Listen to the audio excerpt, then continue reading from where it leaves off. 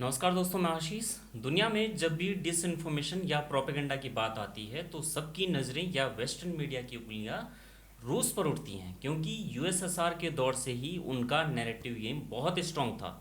इसके लिए रूस में दो महत्वपूर्ण शब्दावलियां हैं, जिनमें पहला है एक्टिव मेजर्स और दूसरा है डिसेप्शन, यानी छल जिसको कहते हैं।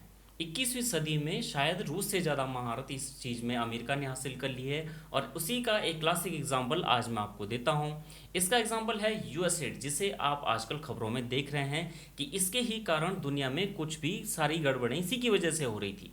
यूएसएड का नैरेटिव क्या है कि अगर आप इसको देखेंगे, यूएसएआईडी, इसका मतलब होता है एड यानी मदद, हेल्प जिसको हम कहते हैं। लेकिन जब यूएसएड की फुल फॉर्म आप देखेंगे तो इसका मतलब निकलता है United states agency for international development. तो इसमें हेल्प वाली बात कहाँ है? ये तो कहीं है ही नहीं। यानी एक साइकोलॉजिकली लोगों के दिमाग पर कब्जा करने वाला नाम इसे दिया गया, जिससे दूसरे देशों में अमेरिका से दी जाने वाली मदद की तरह इसको देखा जाएगा। अब अमेरिका का क्या जुआ है इसमें? जब से अमेरिका में ट्रंप ने सत्ता संभाली है, उसके बाद से डोजे के ऑडिट की लहर चल रही है। उसी के बारे में बहुत सारी बातें हो रही हैं, और इंडिया में भी पत्रकार और सोशल मीडिया के सिपाही बहुत खुश भी नजर आ रहे हैं। यहाँ तक कि कई लोगों ने ये भी कह दिया है कि अब दुनिया हैप्पी होम्स में कन्वर्ट होने वाली है, और अमेरिका भी किसी भी देश के मामलों में हस्तक्षेप नहीं करेगा। सोचिए कितनी आइडियल सोसाइटी का सपना हर कोई देखने लगा है, जहां अमेरिका से किसी भी देश को कोई समस्या नहीं है, कोई खतरा नहीं है। लेकिन मेरा तर्क और मेरा नज़रिया इस विषय में कुछ और है। अगर आपने आजकल जो प्रधानमंत्री नरेंद्र मोदी जब अमेरिका में थे, उनके ट्रिप में देखा होगा, डोनाल्ड ट्रंप की स्पीच सुनी होगी, तो ट्रंप की स्टेटमेंट में साफ वो उसमें बोल रहे हैं कि बांग्लादेश में जो भी सत्ता परिवर्तन हुआ उसमें डीप स्टेट का कोई हाथ नहीं है, और अभी तक किसी ने भी यूएस एड के नाम पर कोई ऑफिशियल स्टेटमेंट नहीं दिया है। यानी जो कुछ भी आप देख रहे हैं वो सिर्फ और सिर्फ सोशल मीडिया पर ही है, कागजों पर कहीं भी नहीं है। सोशल मीडिया की हवा हवाई बातों पर ही चारों दिशाओं में बहस हो रही है, न्यूज़ आर्टिकल लिखे जा रहे हैं, उसी सब पर कॉलम्स लिखे जा रहे हैं, या रिपब्लिकन्स एलोन मस्क या ट्रंप अपनी वाह वाह का इंतजाम कर रहे हैं। जैसा कि मैंने आपको पिछले वीडियो में भी बताया था कि अमेरिका में पॉलिटिकल पार्टी चेंज हो सकती है, पॉलिटिकल आइडियोलॉजी चेंज हो सकती है, अमेरिका का दुनिया पर राज करने का डॉक्ट्राइन चेंज हो सकता है, लेकिन दुनिया से जुड़े हुए उसके जो गोल्स और टारगेट हैं वो कभी भी नहीं बदलने वाले हैं। अब यूएस एड पर अगर हम थोड़ा सा नज़र डालें तो सोशल मीडिया के अनुसार यूएस एड को लेकर दुनिया में इस समय कई किस्म के दावे किए जा रहे हैं, जिनमें कहा जा रहा है कि अमेरिकी राष्ट्रपति डोनाल्ड ट्रंप ने यूएस एड के लिए फंडिंग रोकने का फैसला लिया है। भारत के लिए हम देखें तो यूएस एड 70 साल से ज़्यादा समय से भारत के विकास में महत्वपूर्ण भागीदारी निभा रहा है। हेल्थ, एजुकेशन, स्वच्छता, एग्रीकल्चर से जुड़े कामों में ये सपोर्ट करता है। साल 2023 में इस एजेंसी के कार्यक्रम के तहत विभिन्न देशों और संस्थाओं को 72 अरब डॉलर की मदद दी गई थी। साल 1961 में अमेरिकी राष्ट्रपति जॉन एफ कैनेडी जब थे, उनकी ओर से द्वितीय विश्व युद्ध के बाद यह संगठन बनाया गया था ताकि दूसरे देशों के विकास में मदद की जा सके। तब से यूएस एड 130 से ज़्यादा देशों में काम करते हुए अमेरिकी सरकार की सबसे बड़ी मानवीय मदद और डेवलपमेंट ब्रांच बन गई, ऐसा खबरों में दावा किया जाता रहा है। ये मैं यूएस एड की इन्फॉर्मेशन आपको दे रहा हूँ जो अवेलेबल मीडिया में है। अमेरिकी रिपोर्ट के अनुसार यूएस एड ने फाइनेंशियल ईयर 2023-24 के दौरान भारत में हेल्थ पर 55 मिलियन डॉलर, पर्यावरण प्रोजेक्ट्स पर 18 मिलियन डॉलर बांटे हैं। लेकिन अब डोनाल्ड ट्रंप के करीबी एलॉन मस्क ने यूएस एड को एक आपराधिक संगठन कह दिया है। ट्रंप ने खुद एक मीडिया ब्रीफिंग में यूएस एड को कट्टरपंथी वामपंथी पागलों का एक समूह बता दिया है, और अब इसकी फंडिंग रोकने का फैसला किया है, लेकिन टेम्परेरी तौर पर। अब इसका सबसे नया चेहरा देखिए, ताकि आपको जो बात मैं आखिर में बताने की कोशिश करूंगा वो आपको आसानी से समझ आ सके। जैसे ही यूएसएआईडी बंद होने की घोषणा हुई, वैसे ही अमेरिका के पूर्व विदेश विभाग के अधिकारी माइक बेंज हैं, जो उन्होंने आरोप लगाया कि अमेरिका ने भारत के आंतरिक राजनीति में दखल दिया है। इतना ही नहीं, अमेरिका ने हमारे पड़ोसी बांग्लादेश की राजनीति में भी दखल देने की कोशिश की है। उन्होंने दावा किया है कि अमेरिका ने मीडिया, सोशल मीडिया, सेंसरशिप और विपक्ष के आंदोलनों को आर्थिक सहायता की मदद से भारतीय जो यहाँ की राजनीति है उसको प्रभावित करने का प्रयास किया था। बेंच ने आरोप लगाया कि अमेरिकी सरकार से जुड़ी संस्थाओं ने लोकतंत्र को बढ़ावा देने की आड़ में चुनावों को प्रभावित करने, सरकारों को अस्थिर करने और उसके अनुरूप सरकार बनाने की कोशिश की। इस संस्था ने फंडिंग के जरिए प्रधानमंत्री नरेंद्र मोदी और भाजपा के खिलाफ चुनावी नैरेटिव तैयार किया है। बेंच का दावा है कि अमेरिकी विदेश विभाग ने फेसबुक, व्हाट्सएप, यूट्यूब और ट्विटर जैसी बड़ी टेक कंपनियों पर प्रभाव डालते हुए मोदी समर्थक कंटेंट को रोकने की कोशिश की। यानी अगर हम यूएस एड पर लगे आरोपों को देखें तो यूएस एड के जरिए अमेरिका ने दुनिया भर में सत्ताओं को पलटने के अभियान चलाए हैं, मीडिया को प्रभावित किया, नैरेटिव चलाया, इंडस्ट्री पर अपना कब्जा स्थापित किया। लेकिन ये तो इंडिया ही है जहां पर इनकी चल नहीं पाई, वरना मोदी सरकार को भी ये इस बार के लोकसभा चुनाव में कब के ठिकाने लगा चुके होते। लेकिन इंडिया अब इतना खुश क्यों है? इंडिया खुश क्यों है कि अमेरिका के नए राष्ट्रपति ने यूएस एड पर बैन लगा दिया है? पहला सवाल, यूएस एड से बिजनेस किसने किया? अब मैं उस बारे में कुछ ऐसे सवाल आपके लिए छोड़ रहा हूं जिनके कारण आप सोचने पर मजबूर हो जाएंगे। पहला सवाल यह है कि अगर यूएस एड को पैसे दिए भी थे तो ऐसा तो हो नहीं सकता कि वो संस्था वहाँ की सरकार की मर्जी के बिना ही ऑपरेट कर रही थी। दूसरी चीज़ ये है कि अमेरिका आज के समय में प्रोपेगेंडा में बहुत आगे निकल चुका है। इस तरह से जिस चीज़ की जवाबदेही अमेरिका के ऊपर आनी चाहिए थी वो उन्होंने घुमा फिरा करके एक ऑपोजिशन पार्टी यानी डेमोक्रेट्स के सर पर डाल दी, जो कि अब वैसे ही पावर में नहीं है। ये अमेरिका में तो कुछ गलत नहीं किया, अमेरिका ने अपने आप तो कुछ गलत नहीं किया, लेकिन ये डेमोक्रेट से जिनकी गलतियां सामने आ रही हैं। सवाल तो ये है कि क्या वो अमेरिका की ही पॉलिटिकल पार्टी नहीं थी?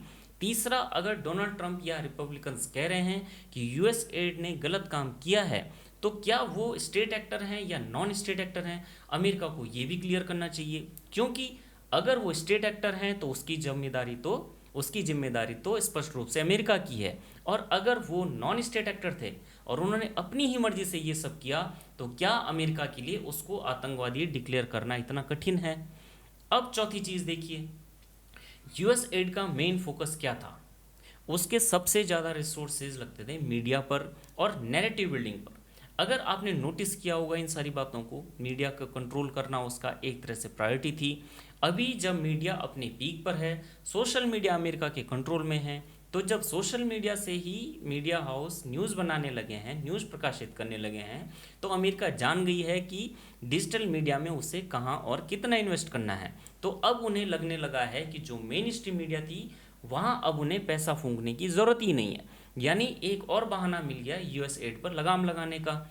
एलोन मस्क को भी आप नोटिस करिए, वो कब से कह रहे हैं कि उन्होंने लेगेसी मीडिया को, पारंपरिक मीडिया को ज़ीरो कर दिया है, शून्य कर दिया है। अब अमेरिका वर्सेस पाकिस्तान वाली चीज़ को भी समझिए। आप आजकल की पॉलिटिक्स को अगर आप देखेंगे तो वो अब इंडिविजुअल सेंट्रिक हो चुकी है और इसका फ़ायदा उठा रहा है अमेरिका। इसे ऐसे समझिए कि क्या सत्ता परिवर्तन से अमेरिका की एक राष्ट्र के तौर पर पॉलिसीज़ बदल जाएंगी? आपने क्या कभी पाकिस्तान से ऐसी उम्मीदें की हैं कि पाकिस्तान में सरकार बदल जाने पर पाकिस्तान कुछ अलग हो जाएगा? क्या हमने कभी पाकिस्तान को इस तरह से देखा है कि नवाज शरीफ की सरकार इतनी बढ़िया थी और इमरान खान की सरकार में ये खराब हो गया, या फिर ये कि इस सरकार ने भारत के लिए ये बदल गया, दुनिया के लिए पाकिस्तान की इमेज कुछ और हो गई? ये हमने कभी नहीं सोचा। तो फिर अमेरिका को लेकर आप और हम इतने प्रभावित कैसे और क्यों हो जाते हैं कि पहले यहाँ बाइडेन था और अब ट्रंप आ गया है? जब पाकिस्तान में सत्ता परिवर्तन से उसका चरित्र नहीं बदलता है तो फिर अमेरिका में सत्ता परिवर्तन से अमेरिका का चरित्र कैसे बदल सकता है? तो वापस आते हैं अमेरिका पर, जिसे कि ये घोषणा कर देनी चाहिए कि यूएस एड से दुनिया जहान में उत्पात मचाने वाले लोग या संस्थान स्टेट एक्टर थे या फिर नॉन स्टेट एक्टर्स। अगर स्टेट एक्टर्स हैं तो अमेरिका सरकार डायरेक्ट इन्वॉल्व थी, और अगर नहीं है तो उनको आतंकी घोषित कर दिया जाना चाहिए। ऊपर से ट्रंप बोल रहे हैं कि बांग्लादेश में जो भी हुआ उसमें न डीप स्टेट की कोई भूमिका थी, और बिल्कुल भी उसको उन्होंने नकार दिया है। ये एक तरह से अपराध की जगह को उसको सबूत मिटा देने जैसा है। अमेरिका की इमेज को अगर आप देखें तो वो कैसा है, ग्लोब पर, पूरे विश्व मानचित्र पर अपना दबदबा बनाना चाहता है। इसके लिए वो हर देश में अपनी गुंडागर्दी थोपने के लिए कुछ न कुछ करता रहता है, और ऐसा वो यूएस एड जैसी संस्थाओं के जरिए ही करता है। तो जब बाइडेन की जगह ट्रंप अमेरिका की सत्ता में आते हैं तो बाइडेन की कुछ नीतियों पर रोक लगाकर सिर्फ अमेरिका की खराब इमेज को ही क्लीन चिट देने का काम किया जा रहा है। फिर चाहे वो डॉजे डिपार्टमेंट बनाकर पिछली सरकारों को बहुत बुरा बता दें या यूएस एड को कुछ समय के लिए बंद कर दें, वो यही मैसेज दे रहे होते हैं कि देखो अमेरिका पहले बुरा था लेकिन अब अमेरिका वैसा नहीं रहा। इससे होगा क्या? होगा कुछ नहीं, अमेरिका की इमेज अच्छी होने के दावे किए जाएंगे, बाकी के देश उस पर फिर से भरोसा करने लगेंगे और आखिर में होगा वही जैसा अमेरिका चाहता है। ये बड़ा भाई छोटा भाई सिंड्रोम अमेरिका का अक्सर वो इस्तेमाल करता रहता है। अमेरिका की जो दो इम्पोर्टेंट पॉलिटिकल पार्टी हैं उनकी कोई ऐसी आइडियोलॉजी नहीं है जो बहुत ज़्यादा अलग हों, बल्कि उनकी सारी पॉलिसी एक दूसरे से मिलती हैं और वो पॉलिटिकल और इकोनॉमिक फ़ायदे के लिए आखिर में डीप स्टेट की ही पॉलिसी होती है। ये एक तरह का अमेरिका की दोनों पार्टीज़ के बीच का म्यूचुअल बैलेंस ही होता है, जिसके जरिए ये ग्लोबल इश्यूज़ का समाधान फिक्स करते हैं। यानी अपनी सोसाइटी को एक साथ रिप्रेजेंट तो करते ही हैं, साथ ही साथ पूरी दुनिया का बेवकूफ़ भी बनाते हैं। अब सवाल आता है कि आखिर ये डीप स्टेट क्या चीज़ है। इसे आप इस तरह से समझिए कि अमेरिका में डीप स्टेट एक हाइड्रा की तरह है, जो ब्यूरोक्रेसी, आइडियोलॉजी और आर्थिक रूप से अभिजात एलिट्स या ताकतवर पावरफुल जो वर्ग है वो आपस में बहुत ही गहराई से जुड़ा हुआ तंत्र है। अमेरिका में स्टेट, बिजनेस और एजुकेशन एक दूसरे से अलग नहीं है, बल्कि सभी आपस में जुड़े हुए कॉमन इकोसिस्टम की तरह काम करते हैं। इसके साथ ही इसमें टेक्नोलॉजी, बिजनेस, फैमिली, सोसाइटी और विभिन्न क्लब भी आते हैं, जो अमेरिका में वाइट सुप्रीमेसी यानी गोरों के दबदबे को रिप्रेजेंट करते हैं और हमेशा बाहरी दुनिया के साथ कम्युनिकेट करने का जरिया रहे हैं। और अगर आप इस पूरे इकोसिस्टम को नहीं समझते हैं तो आप डीप स्टेट को नहीं समझते हैं। ये एक छोटी सी बात है जिसे ध्यान में रखकर ही आपको अमेरिका को देखना होगा, ना कि इस तरह से कि वहाँ की सरकार में इस समय चेहरा कौन है। आप एक ओर से अमेरिका के फैसलों को देखते जाइए, ना कि डोनाल्ड ट्रंप या एलन मस्क के फैसलों को। ट्रंप ने भी यही कहा है कि वो अमेरिका को फिर से ग्रेट बनाने जा रहे हैं और स्वाभाविक रूप से ऐसा करने के लिए उन्हें जो सही लगेगा वो करेंगे। अब आखिर में चलते चलते मैं यही कहूँगा कि मेरी बात आपको बहुत लाउड लगेंगी, लेकिन इस सब के सेंटर में जो एक चीज़ है वहाँ अमेरिका और रूस के बीच बेस्ट डील यही है कि अमेरिका यानी आज ट्रंप वाला अमेरिका कहेगा कि जो भी रायता दुनिया में फैलाया है उसके लिए उन्हें ब्लेम मत करो, उन्हें जिम्मेदार मत बताओ, क्योंकि वो सब डेमोक्रेट्स करते थे, पिछली सरकार करती थी और यूएस एड करता था। तुम अपनी सारी टेरिटरी, अपने एरिया रख लो और हम दोनों ही विनर हैं। यही यूएस एड का पूरा सार भी है। आपको ये वीडियो कैसा लगा? आप इस पर मेरा पिछला वीडियो मेरे चैनल पर ज़रूर देखिए और कमेंट करके बताइए कि कितना सटीक आपको इससे जानकारी मिली है। चैनल को भी सब्सक्राइब कर लीजिए और घंटी का आइकन भी दबाएं। Thank you.